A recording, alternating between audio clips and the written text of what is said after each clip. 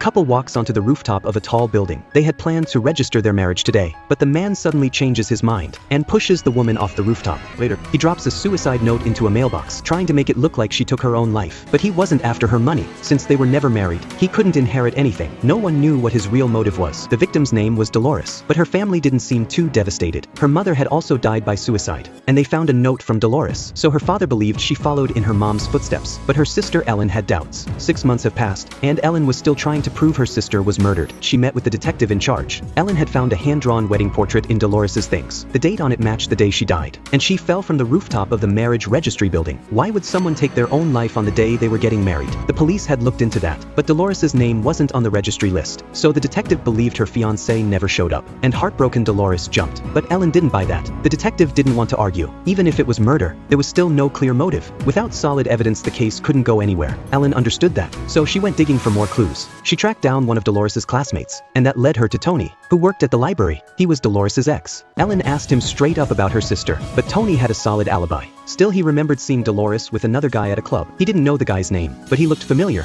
probably another student. Tony said he had a student directory at home, and Tony quickly recognized the man. His name was Jonathan. He was the one who killed Dolores. Just as Tony was about to tell Ellen, Jonathan showed up at his door. He walked in and killed Tony. Downstairs, Ellen waited for a long time. When she got no response, she asked the landlord to help her check. They unlocked the door and found Tony dead. There was a suicide note on his computer. It looked like he'd taken his own life out of guilt. Just like that, the only lead Ellen had was gone. She called her boyfriend to come be with her, but what she didn't know was that her boyfriend was Jonathan. He changed his name to Jay. He killed Dolores, and now he had his eyes on her sister. But what was he really after?